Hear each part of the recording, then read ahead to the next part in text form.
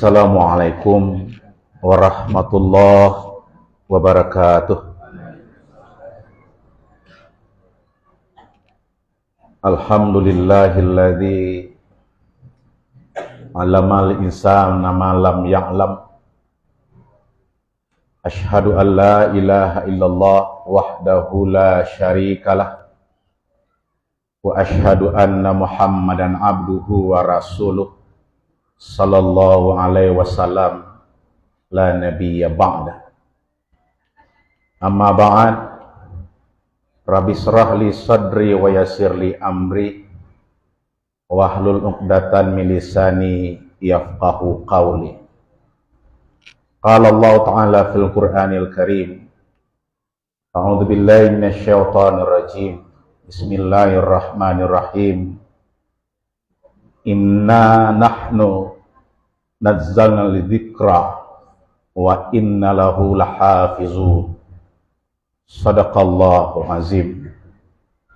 Surat Al-Hijr ayat 9. Bapak-bapak, ibu-ibu, jemaah salat Isya yang dimuliakan Allah, senantiasa kita mengaturkan puji syukur alhamdulillah kehadirat Allah Subhanahu wa taala di atas semua limpahan rahmat dan nikmat-Nya yang masih diberikan Allah kepada kita sampai dengan malam hari ini. Mudah-mudahan semua nikmat yang telah diberikan Allah itu bisa kita manfaatkan, kita pergunakan dalam rangka mendekatkan diri kepada Allah Subhanahu wa taala. Kita memohon, berdoa dan meminta kepada Allah, mudah-mudahan semua ibadah yang telah kita kerjakan dan yang sedang kita kerjakan saat ini dinilai sebagai ibadah terbaik di sisi Allah Subhanahu wa taala. Salawat dan salam sama-sama kita mohonkan kepada Allah untuk disampaikan buat qudwah, iswah dan uswatun hasanah kita Nabi besar Muhammad sallallahu alaihi wasallam, la nabiyya ba'da, atau dengan kalimat lain la nabiyya ba'di, kata Rasulullah sallallahu alaihi wasallam. Bapak-bapak, ibu-ibu, jemaah salat Isya yang dimuliakan Allah, ambo berdiri di mimbar ini sangat banyak sekali melihat orang-orang yang pernah bersama ambo.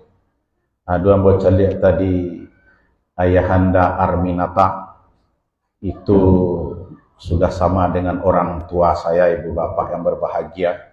Beliau mempunyai andil yang sangat besar waktu ambo kuliah S1 dan S2.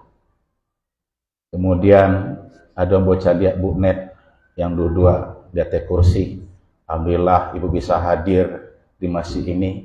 Itu menandakan jiwa dan roh ibu masih kuat. Kalau jiwa, hati dan roh kita kuat, iman kita kuat, walaupun fisik kita lemah, kita akan datang ke masjid. Karena masih banyak di antara kita, badan dia sehat, gagah, tegap, tidak sempat datang ke masjid. Apa yang lemah? Roh, batin, jiwa, dan keimanan yang lemah. Nah, ibu bapak yang berbahagia, pada kesempatan ini saya ingin menyampaikan, kini malam 7 balik, ya Pak Imam, malam 7 Ramadan bertepatan dengan nuzul Quran. Ibu bapak yang berbahagia, di tengah-tengah masyarakat ada kejadian yang kadang-kadang membuat kita miris tentang Al-Quran ini, Pak Bu. Apa itu? Al-Quran ini diletakkan orang, ditaruh oleh orang di kepala jenazah setelah rohnya pergi. Setelah babu jua mai, Pak, Ibu, diletakkan di kepala jenazah. Ini tidak ada artinya sama sekali, tidak ada pengaruhnya sama sekali, ibu bapak yang berbahagia. kapan Al-Quran ini berpengaruh kepada kita, mempunyai dampak kepada kita, ada 3 proses.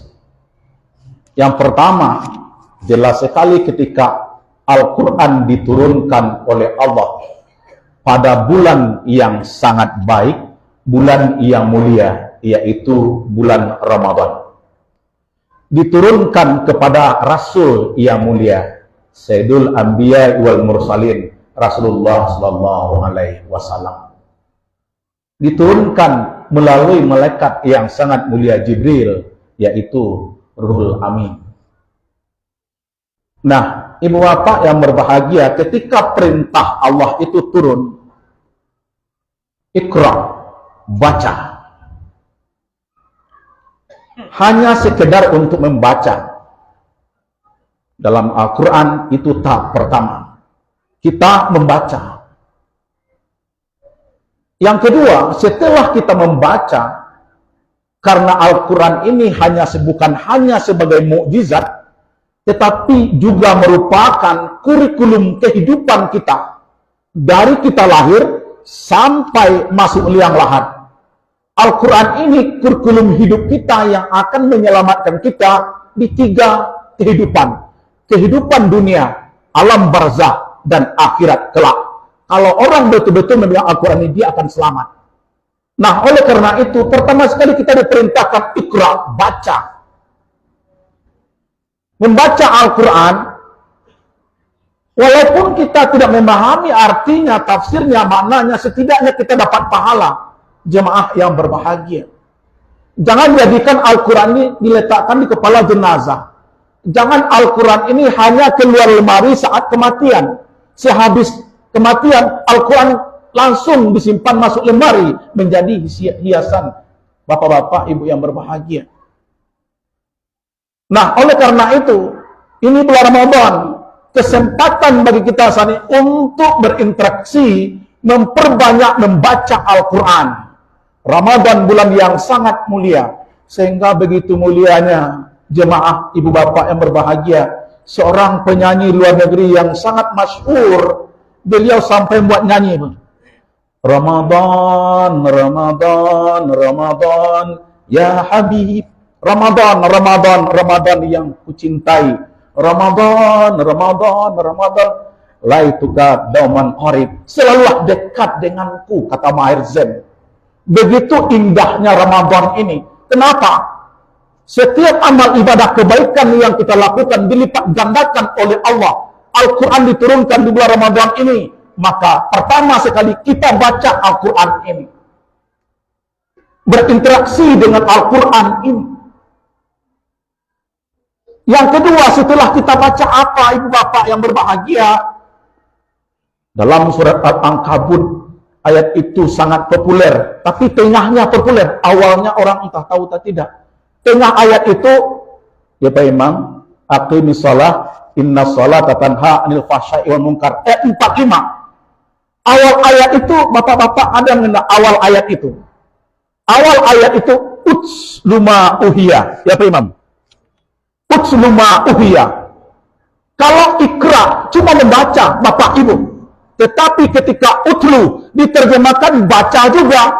Tetapi artinya, menurut ilmu bahasa Arab, ilmu Arab, utlu itu artinya baca dan pahami. Jadi, sering kita dengar di masjid. Selanjutnya kita dengarkan bacaan Al-Quran dengan sari tilawah. Sebetulnya cukup tilawah, Pak, tidak pakai sari. Barangkali di awal-awal baca terjemah si sari namanya ibu bapak, jadi sari tilawah. Jadi utlu itu artinya baca dan pahami. Jadi dalam berinteraksi dengan Al-Quran, kita baca Iqra, setelah itu baca dan pahami. Apalagi dalam salat, karena ayat berikutnya sambung pertengahan ayat itu, aqimis shalah inna sholatan tanha anil fahsya'i wal munkar. Dalam salat kita pahami bacaan yang kita baca. Kemudian apa langkah berikutnya dengan Al-Quran setelah kita baca, kita pahami? Amalkan isi kandungan Al-Quran, jemaah yang berbahagia. Nah, inilah 3 cara kita mempraktekkan Al-Quran dalam kehidupan. Ini bulan Ramadan. kesempatan bagi kita untuk khatam Quran, membaca Al-Quran sampai selesai, jemaah yang berbahagia. Sangat malang kita, seumur hidup kita tidak pernah menamatkan membaca Al-Quran satu mushaf ini, bapak-bapak, ibu-ibu. Oleh karena itu kata Allah, ini Al-Quran, Dalikal kitabul la raiba fi hudal lil muttaqin. Ini Al-Quran, hudal lil muttaqin. Kurikulum hidup, petunjuk hidup, bimbingan hidup, hudal lil muttaqin, untuk orang-orang yang bertakwa. Jika orang mengamalkan Al-Quran dengan baik, insya Allah dia akan menjadi orang yang bertakwa. Setelah menjadi bertakwa, dia akan meningkat menjadi orang yang ihsan, yang menjadikan semua amal-amal kebaikannya diawali, diikhlaskan itu hanya karena Allah. Nah, bapak-bapak, jangan ada keraguan terhadap Al-Quran. Karena kalau ada saat ini orang-orang yang ragu tentang Al-Quran, sudah ketinggalan bapak-bapak, ibu-ibu.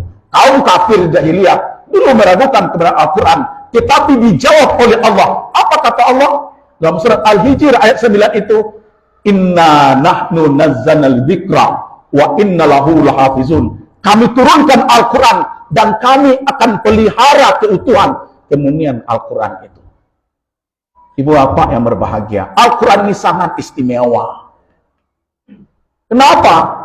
Jangan dari kandungan isi, dari sisi bahasa, siapapun tidak akan bisa menandingi keindahan kandungan dan isi Al-Quran itu.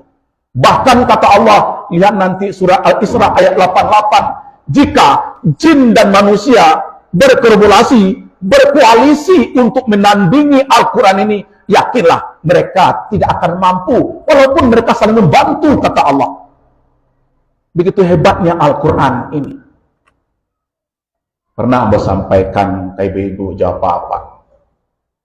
Jangankan kandungan, dari sisi bahasa saja, Al-Quran tidak pernah mengalami perubahan.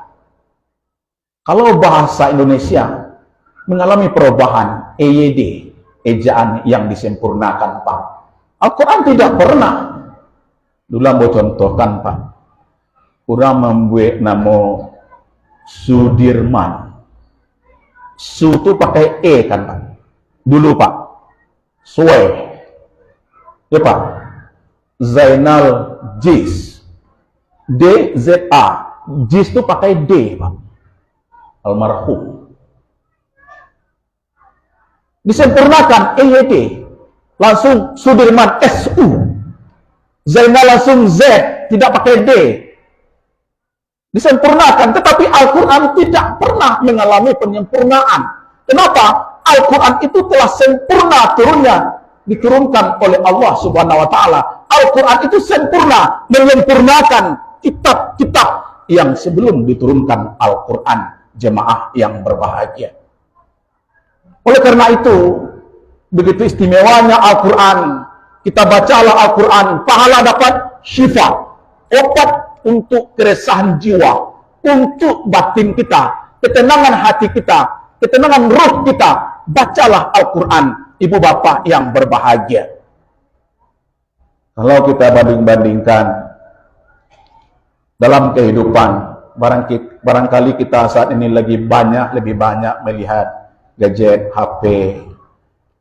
Coba kita ukur, kita hitung berapa perbandingan waktu kita baca Al-Quran, interaksi dengan Al-Quran, dengan bermain HP yang kita pegang itu, bapak-bapak, ibu-ibu yang berbahagia. Jadi ambo dulu ketika di Mu'alimin Muhammadiyah Sawadangka, ambo siswa pertama, kalau Ustadz Beni Firdaus, bendahara sekretaris masjid itu generasi kelima. Maka waktu itu kami diajarkan bagaimana pertama membaca Al-Quran dengan baik, belajar tafsir Al-Quran, menghafal Al-Quran. Al-Quran ini luar biasa, ibu bapak yang berbahagia. Orang yang betul-betul dekat dengan Al-Quran dan dia mau mengambil hudan ini, hidayah ini. Kenapa? Ada orang yang tidak mau mengambil hidayah, Pak. Buktinya Islam, tapi dia tidak sholat. Kenapa? Dia tidak mau ambil hidayah. Ini hidayah Al-Quran yang diturunkan kepada Rasulullah sampai kepada kita saat ini. Dulu Pak, sahabat-sahabat Rasulullah, ketika dia mendapat hidayah itu Pak, cuma dengan 2 huruf Al-Quran, luar biasa Pak. Taha. Didengar oleh Umar bin Khattab bacaan ini, gemetar hati tetap masuk Islam dia Pak. Umar bin Khattab, dia masuk Islam itu awal-awalnya cuma mendengar kalimat baca Al-Quran, masuk Islam dia. Salah seorang sahabat Rasulullah, Bilal bin Rabah, beliau disiksa oleh kafir Quraisy supaya kembali kepada agama jahiliyah, kafir, disiksa di padang pasir, ditelentangkan di tengah terik panas matahari. Apa kata kafir Quraisy? Irtad, irtad, irtad. Ahad, ahad, ahad. Hanya satu dengan kalimat ahad, ahad, ahad. Dia bisa mempertahankan imannya kepada Allah Subhanahu wa Ta'ala. Kita saat ini barangkali sudah banyak yang hafal surah Al-Baqarah, Al-Kahfi, An-Nisa. Banyak yang hafal. Tetapi kenapa Al-Quran itu tidak berikan dampak mendorong meningkatkan iman dan ibadah kita kepada Allah Subhanahu wa Ta'ala? Tahap pertama tadi, kita hanya baru untuk mendendangkan Al-Quran, belum memahami dan mengamalkan kandungan Al-Quran ini. Nah, oleh karena itu, bapak-bapak, ibu-ibu yang berbahagia, mudah-mudahan di masjid kita ini membaca Al-Quran, tahsin yang pernah saya saksikan berkelanjutan, tafsir yang dipelajari berkelanjutan, sehingga dengan memahami Al-Quran meningkatkan amal ibadah kita kepada Allah, meningkatkan iman kita kepada Allah, kemudian mendekatkan diri kita kepada Allah Subhanahu wa Ta'ala. Jemaah yang berbahagia, Al-Quran ini, kitab ini, walaqad yassarna dzikra. Allah, kalau orang ikhlas ingin belajar Al-Quran, Allah akan mudah menghafalkan Al-Quran ini kepada seorang hambanya. Dengan syarat, ketika dia membaca Al-Quran, mau menghafal Al-Quran, bukan karena hal-hal yang lain, tetapi ikhlas karena Allah Subhanahu wa Ta'ala. Nah, ibu bapak yang berbahagia, mari kita jadikan Al-Quran ini tuntunan hidup, kurikulum hidup. Jangan jadikan tontonan hiasan. Suatu ketika, seorang bapak menjadikan Al-Quran ini deposito tabungan Pak. Di masing-masing mushaf ini Pak, bapak itu meletakkan Al-Quran uang merah di sini Pak, sampai totalnya 3 juta. Disimpan di sini Pak, dalam Al-Quran, ditaruh di atas lemari. 1 tahun uang ini tidak pernah dijumpai oleh anak dan istrinya Pak. 1 tahun Pak. Kenapa? Tidak ada yang menghiasi rumahnya dengan bacaan Al-Quran, sehingga uang yang ada dalam Al-Quran ini sekitar 1 juta, 3 juta, aman Pak. Jadi apa-apa, tidak usah payah-payah benar ke bank. Kalau kurang-kurang anak baca Al-Quran ya Pak Ibu, suami gereja baca Al-Quran, atak asal biti si Pak. Ya Bu, asimpan Pak, tidak kabur serobok ke depan. Ini bukti ibu bapak yang berbahagia. Kisah ini seorang penakon, seorang bapak kamu Pak, bukan kamu karang Pak. Ustaz, kamu pernah menyimpan pitih di Al-Quran 3 juta Ustaz. 1 tahun tidak pernah ketemu istri dan anak Bapak. Kenapa? Karena anak dan istri tidak pernah membuka Al-Quran, membaca Al-Quran di rumah. Oleh karena itu, hiasilah rumah kita dengan salat, hiasilah rumah kita dengan bacaan Al-Quran. Nah, ibu bapak yang berbahagia, demikian kajian Ramadan ini yang dapat Ambo sampaikan. Mudah-mudahan bisa menjadi bahan renungan dan amalan untuk kita semua. Sebentar apa-apa ibu-ibu, Ambo minta waktu Yodaar ada Pak Arminata. Ambo Ibu, ini kan bertugas di 50 kota, Uncu, sebagai notaris dan PPAT. Nah, tahun 2018 sampai sekarang, karena melihat kondisi 50 kota itu Pak, termasuk cukup dibandingkan kabupaten kota lain tertinggal, Ambo dengan 4 orang ustadz berinisiatiflah mendirikan rumah tahfiz Syekh Muhammad Yusuf, pusatnya Tanjung Pati belok kanan Teralampak, 2018 sampai tahun ini Pak. Alhamdulillah kami sudah mewisuda sebanyak 4 angkatan dengan hafalan tertinggi 9 juz. Nah Ibu Bapak yang berbahagia, dulu ketika dia mualimin Pak, membangun lokal yang di tengah itu Pak Haji Indahsari, Pak Japon beliau, itu Ambo mencari piti sampai ke Tiku, membangun di tengah lokal mualimin yang 2 lantai itu. Nah pada kini rumah tahfiz yang bina jo kawan-kawan dapat diwakafkan rumah panggung oleh orang punah. Alhamdulillah sudah jalan sampai sekarang. Yang jadi persoalan saat ini Ibu Bapak yang berbahagia, 2 orang plus 1 perempuan guru tahfiz itu gajinya per bulan 4,5 juta. Kini Ibu Bapak yang berbahagia, Ambo tidak minta gaji guru-guru itu Bapak Ibu. Ambo kini mohon bantuan dari Ibu, infak wakaf sedekahnya untuk membeli Al-Quran ini Bu. Ini Al-Quran tahfiz Bu, Al-Hufaz yang Bu pakai. Ini contohnya Pak. Ya Bu, contohnya Bu yang Bu pakai. 1 mushaf ini karena Ambo pasan banyak sampai sekitar 150-55 ribu rupiah. Nah pada kesempatan ini Ambo mohon Bapak, Ibu-ibu, mohon izin Ambo pada malam ini mengumpulkan wakaf untuk membeli Al-Quran ini Bu. Lah Ibu-ibu siap? Apa-apa, mudah-mudahan tolong ketidian sebentar, maaf Pak. Ibu-ibu sebentar Bu. Mudah-mudahan ibu yang berwakaf nanti, berinfak nanti beli Quran ini rezeki ditambah oleh Allah Pak. Kalau yang tidak berwakaf, tidak berinfak, dibuatnya pitih pulang balik, mudah-mudahan sampai di rumah begitu hilang. Amin ya rabbal alamin. Ya Pak, ya Bu. Jadi mudah rencana Ambo Pak, setelah selesai ikrar wakaf rumah itu Ambo akan dirikan rumah taksif tahfiz Syekh Muhammad Yusuf Muhammadiyah di bawahnya Pak. Karena Ambo dilahirkan oleh Muhammadiyah, dibesarkan oleh Muhammadiyah, santri mualimin Muhammadiyah. Maka Ambo akan mendirikan rumah tahfiz, tentu Ambo bawa nama Muhammadiyah ke situ, ibu-ibu, bapak-bapak yang berbahagia. Jadi Ambo minta izin ke Pak Pengurus, ke Pak Imam, waktu 5 menit ya Bu, untuk mengumpulkan wakaf itu, wakaf Al-Quran itu.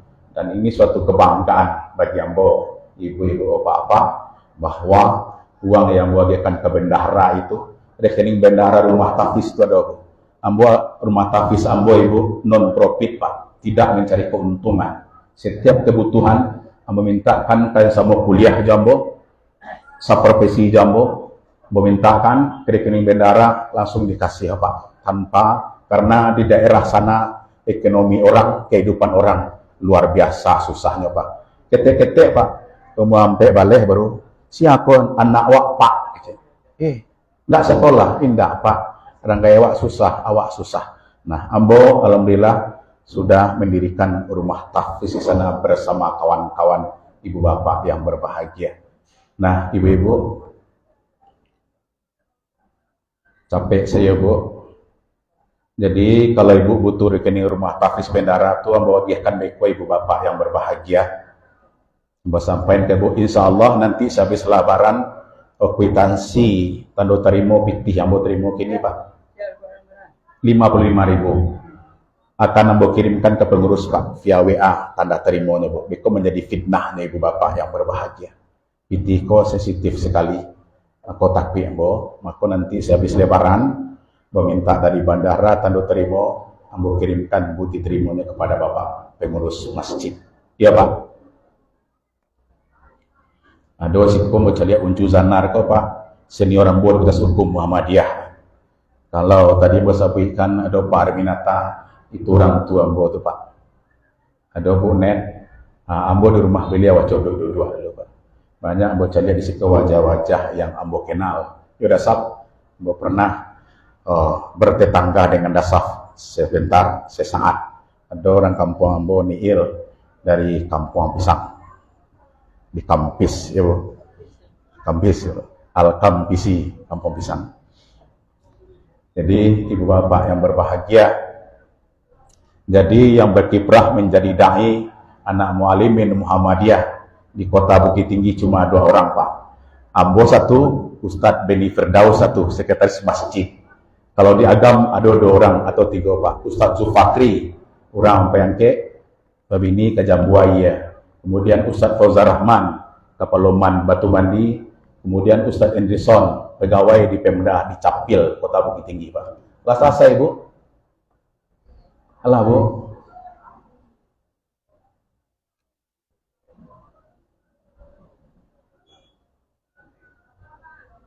Jadi Pak Haji Ayanda Mayunis, ambo terima kasih banyak. Beliau ambo tahu dulu ketika mualimin baru berdiri, beliau kok sering sejalan acok bersama Pak Zain Najis. Mudah-mudahan almarhum Pak Zain Najis ditempatkan di sisi yang mulia oleh Allah Subhanahu wa taala.